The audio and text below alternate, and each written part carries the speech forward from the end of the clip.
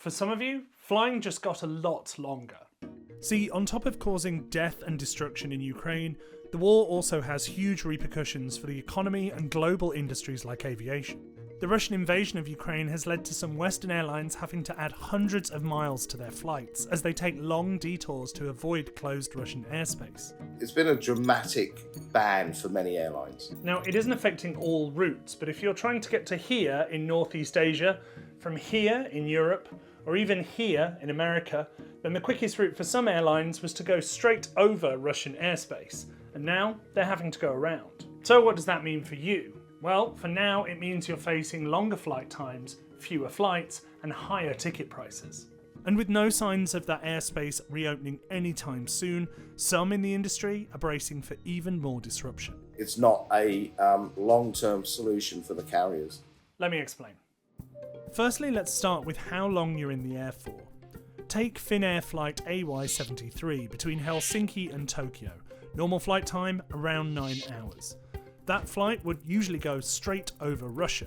For shorter distances, reduced fuel burn and faster journey times for customers made it an attractive option for everyone. But now that airspace is closed to Western countries that Russia called unfriendly. So now that flight is taking a new route over the Arctic Circle, adding a whopping 4 hours to that journey time.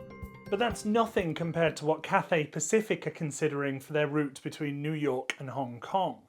Instead of flying up through Russia and over the Arctic Circle, the company said it was exploring flying around the Atlantic Ocean, which would make the flight the longest in the world, covering around 10,350 miles and taking 16 to 17 hours. Cathay said that favourable winds could make that journey possible, as they would help push the plane along, but those winds are already tapering off. If this issue is still around in the winter, the flights will become longer, and on some occasions, airlines may have to make a technical stop.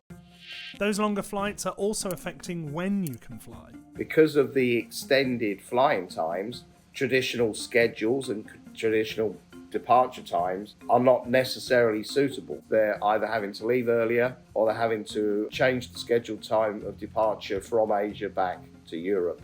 Finnair told me that longer flights and scheduling conflicts meant that instead of operating 40 weekly flights to 5 destinations in Japan, they were now only operating 7 weekly flights to Tokyo. And there was already less flight availability due to the coronavirus pandemic, as many airlines are operating a reduced frequency to Asian countries that are still under strict COVID-19 rules. A classic example would be perhaps where Lufthansa would in normal times be flying twice daily from Frankfurt to an Asian destination. They would perhaps only be flying once a day at the moment. Right now, Lufthansa says avoiding Russian airspace is only economically sustainable because few people are travelling to and from Asia. But analysts and airlines tell me that if demand for travel to and from Asia recovers before Russian airspace reopens, then that will create even more scheduling problems and make those seats even harder to come by. So, for passengers, fewer seats and longer fuel-burning flights all mean one thing: higher ticket prices. According to analysts, those ticket prices were already high to begin with, due to pent-up demand for travel from Europe. But with jet fuel prices more than double what they were a year ago, many airlines are passing additional fuel burn costs onto passengers. There are airlines that are now charging fuel surcharges, adding more to the airfare. The airline industry has been decimated in the last 2 years. What it cannot do is absorb the additional cost of fuel.